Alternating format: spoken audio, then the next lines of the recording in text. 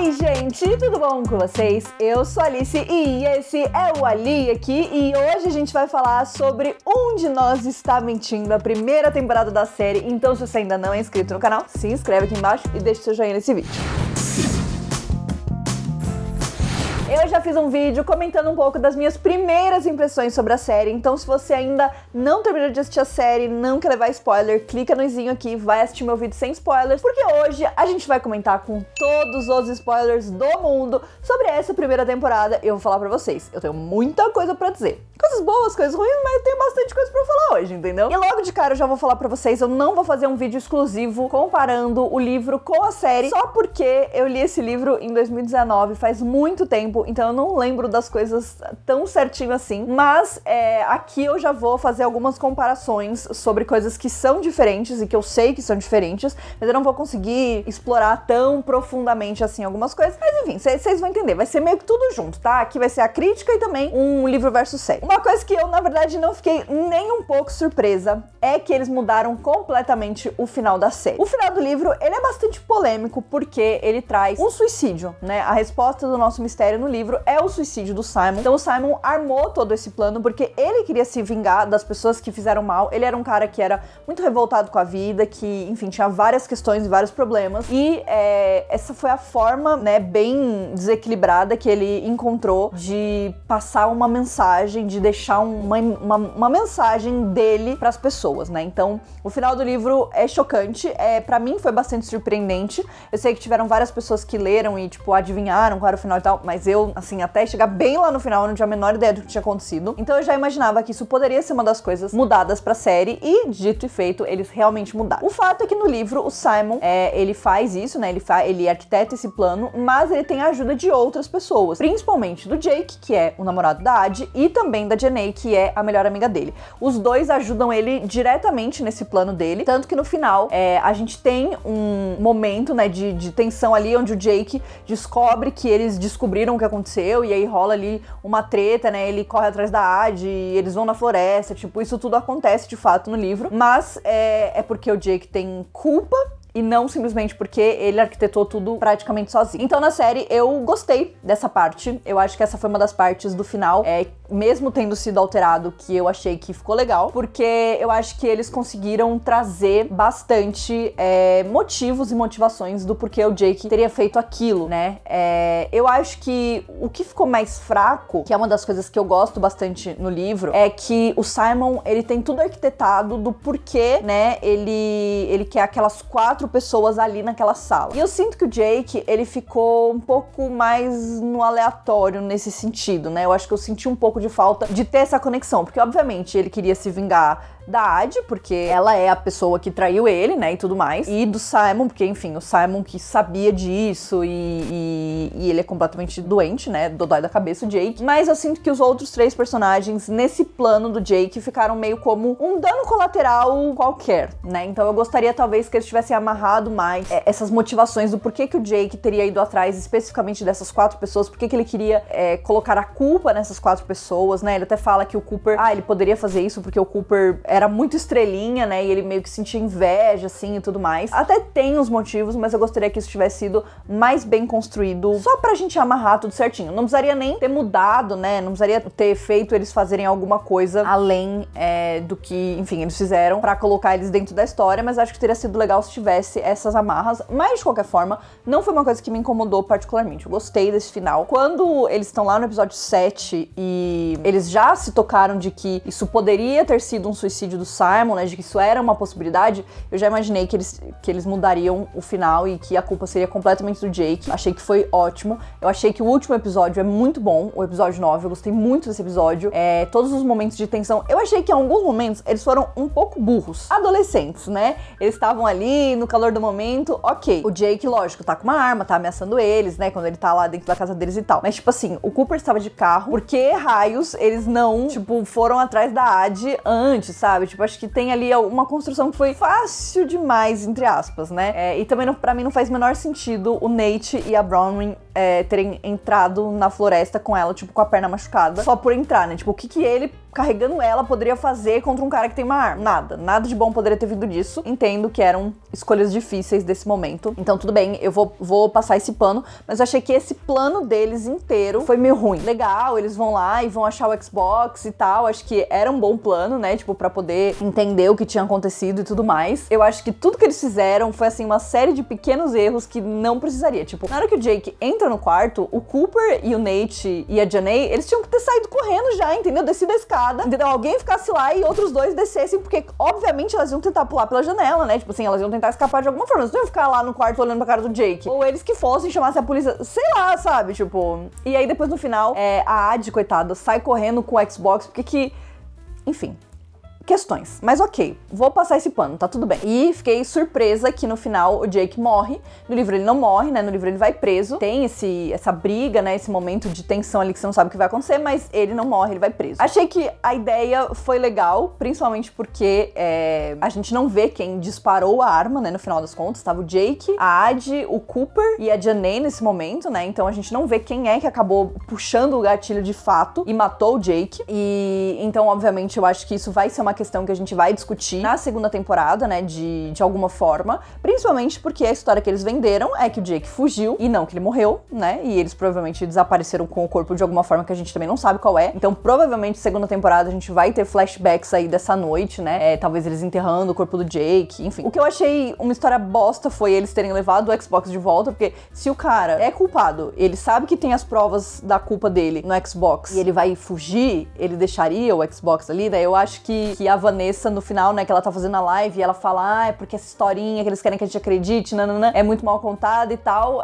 acho que ela tá certa. É uma história muito mal contada mesmo, mas tudo bem, vamos deixar isso pra segunda temporada. Espero que esses furos na história sejam, não furos, né, mas tipo assim, que essa história super fraca seja questionada. Eles não são exatamente mentes criminosas, né, super inteligentes, acho que tá faltando ali, né, o que me deixa muito chateada porque a Bronwyn, teoricamente, é muito inteligente e ela tá faltando um pouco, né, dela adicionar essa inteligência aí dentro da história.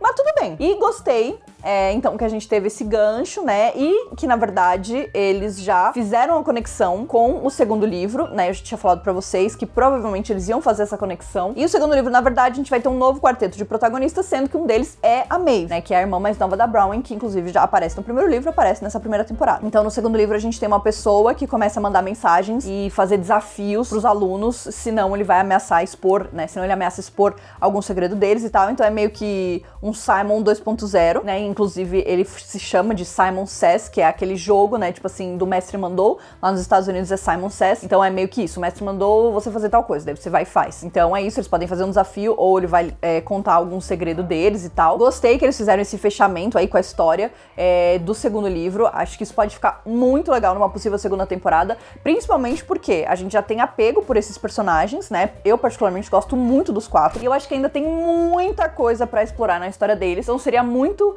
estranho se eles tirassem esses 4 personagens e colocassem 4 personagens novos, por mais que a Maeve fosse uma delas. Então, o que eu acho é que a gente provavelmente vai ter esse grupo, né? Então, os 4 de Bayville, a Maeve e a Janae, e aí talvez a gente tenha a introdução de outros, mais 2 personagens ou mais um personagem pra fazer parte ali do grupo. Acho que seria muito legal e vejo um potencial muito, muito, muito, muito grande pra uma segunda temporada que traga toda essa parte. Bom, então agora vamos falar de algumas coisas que eu senti falta nessa primeira temporada. Eu acho que a série começou muito bem os 3 primeiros episódios são ótimos. Eu acho que a gente tem a introdução do mistério, a gente tem a introdução dos personagens. Eu achei que eles aceleraram um pouco na revelação dos segredos dos personagens. Acho que teria sido mais legal se a gente tivesse tido um pouco mais de mistério em relação a isso. Porque uma coisa que eu acho do livro, e que eu não senti essa vibe na série, é que por mais que a gente saiba que os 4 protagonistas são suspeitos, e aí a gente pensar, eles são os protagonistas, então, tipo, não vai ter sido nenhum deles, né, provavelmente estão armando pra eles e tal, que acho que lá pra metade do livro a gente entende, né, que estão armando de fato pra eles. Ainda assim, no começo, você fica com aquela dúvida, será que nenhum deles fez isso mesmo? Será que nenhum deles estava envolvido? Porque é um mistério muito, né, tipo assim, tem 5 pessoas numa sala, uma pessoa morre e nenhuma das outras 4 sabe como aconteceu, né, como aquilo é possível, então é um mistério muito bom, então eu acho que é muito legal da gente ter esses momentos e quando a gente vai descobrindo os segredos e a importância daqueles segredos pra eles, né, a gente vai vendo que, tipo, eles têm motivos de fato, né? Não só a polícia e não só a mídia vai vendo que aquilo são motivos plausíveis pra você matar uma pessoa, porque afinal são segredos que afetam diretamente o futuro de todos os personagens, né? Das coisas que eles querem fazer no futuro. Então tem alguns momentos que você se pega duvidando, será que ele tá falando a verdade? Será que é isso mesmo? Será que, né? E eu acho que a gente não teve a oportunidade de ter isso na série, eu acho que a gente partiu direto pra, tipo, assumir que eles eram inocentes e que alguém estava tentando colocar a culpa neles. Então eu senti um pouco de falta disso. E eu senti um pouco de falta também dos segredos terem mais impacto na vida deles, né? Então, no momento em que os segredos são revelados, a gente percebe que esses segredos são muito grandes e importantes a ponto de que você poderia matar uma pessoa por causa disso, a gente sabe disso por conta de toda a repercussão e de todas as consequências que esses segredos têm. E eu senti que a revelação desses segredos não teve tantas consequências assim. Então, por exemplo, a Ad, né, ela tem esse segredo revelado de que ela tava traindo o namorado dela com outro cara e tal, e ela tinha uma vida já planejada com o Jake, né, eu acho que isso fica bem claro. Eu acho que ela é a que mais sofre as consequências do segredo dela ter sido exposto. E aí ela perde tudo que ela sempre teve. Então ela perde as amigas, ela perde o namorado, ela perde esse futuro dela, né? E ela se revolta em relação a isso.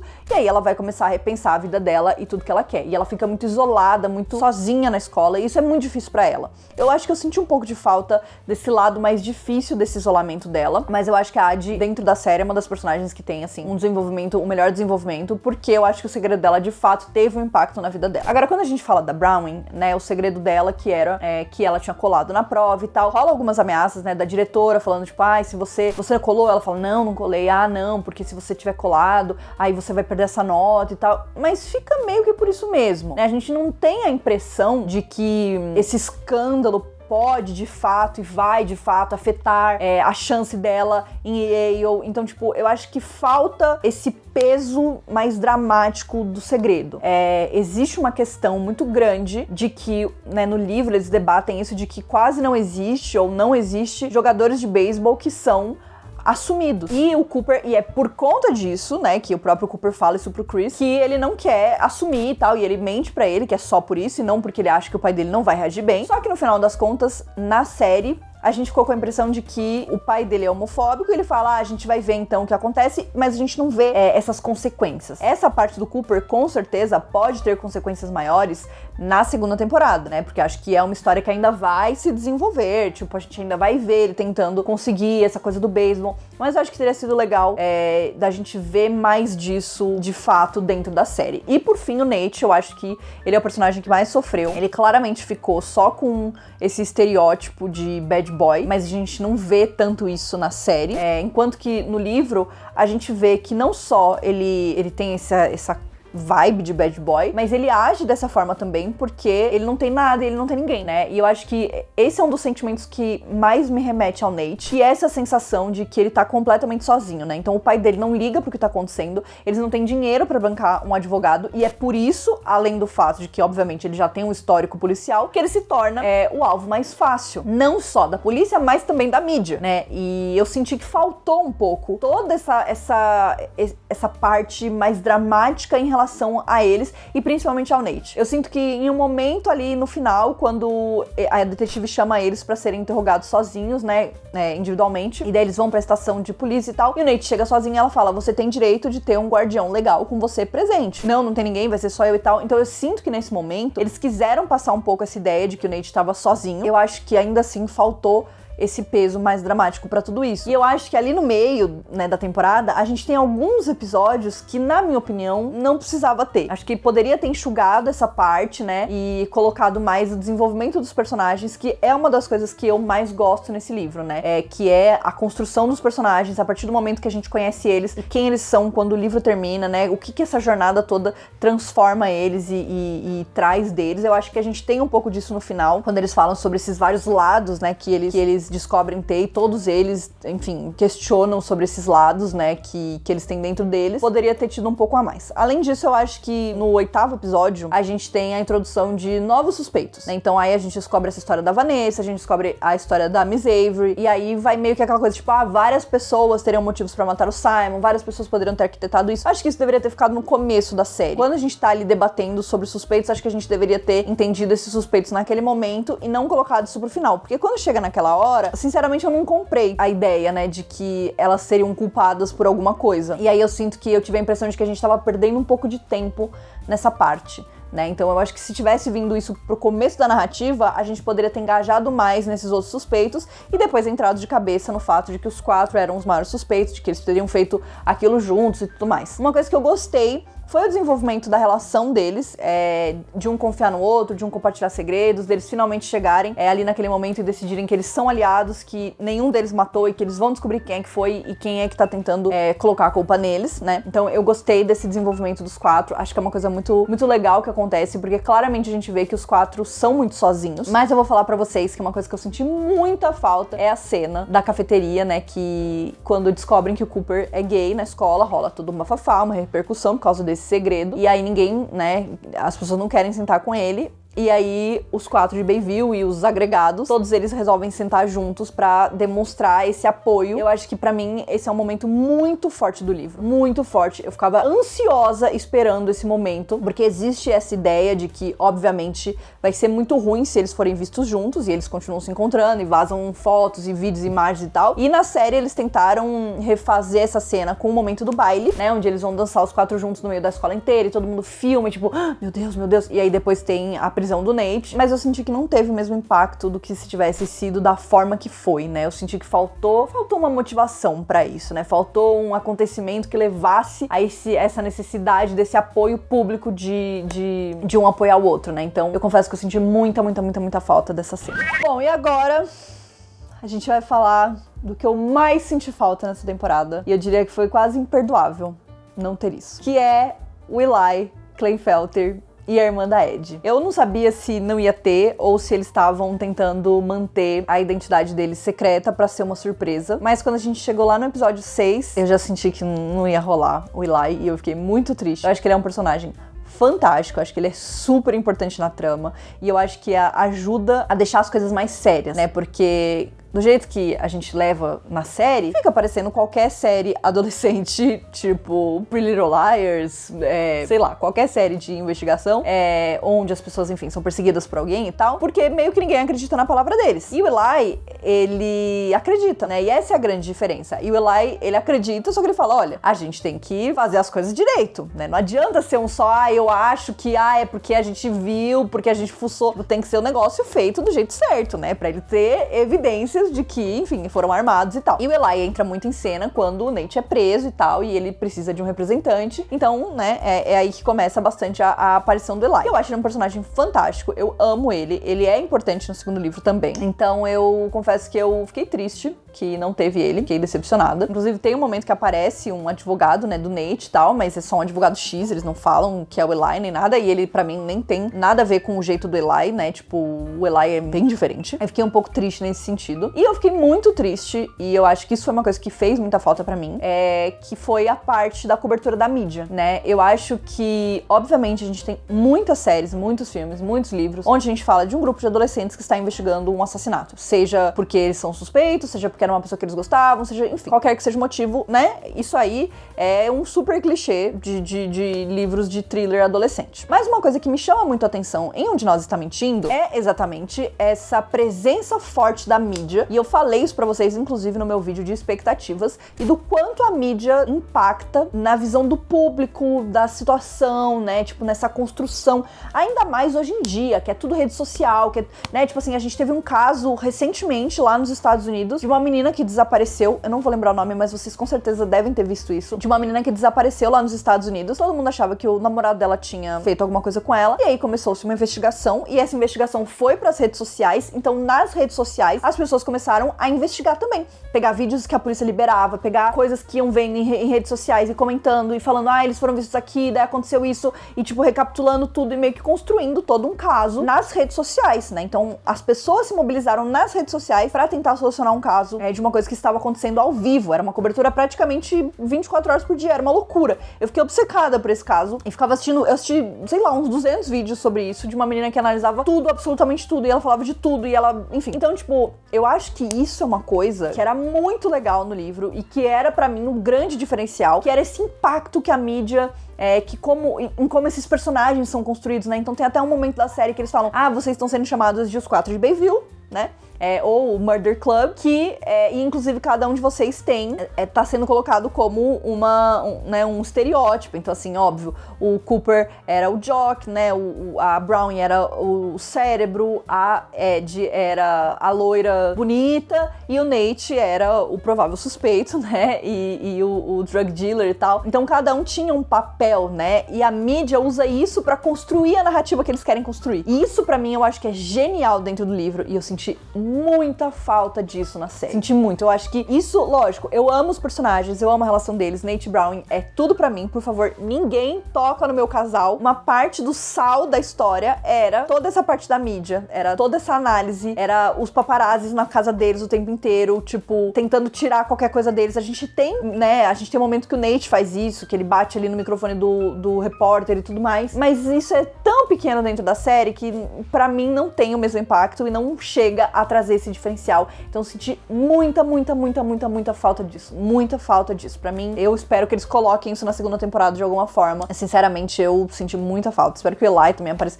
Enfim, sei lá, acho que a segunda temporada tem potencial. No final, assim, eu acho que eu não gostei do miolo da série, porque eu achei que faltou esse sal. Mas acho que os primeiros e os últimos episódios são muito bons, que são os episódios que a gente, né, tá muito dentro do mistério. O último episódio pra mim foi muito bom, eu gostei da resolução, eu tô animada, espero que seja renovada pra uma segunda temporada, pra gente poder ver a continuação, continuar adaptando os livros, mesmo que seja um pouco diferente. Acho que tem muito potencial, eu acho que foi uma série super bem feita, eu acho que os personagens são muito legais, eu gosto muito deles. Então é isso, essa foi a minha análise da primeira temporada, falei que eu tinha muita coisa pra falar. Quero saber o que vocês acharam, então deixa aqui nos comentários pra mim e não esqueça de se inscrever aqui no canal e a gente se vê no próximo vídeo. Um beijo!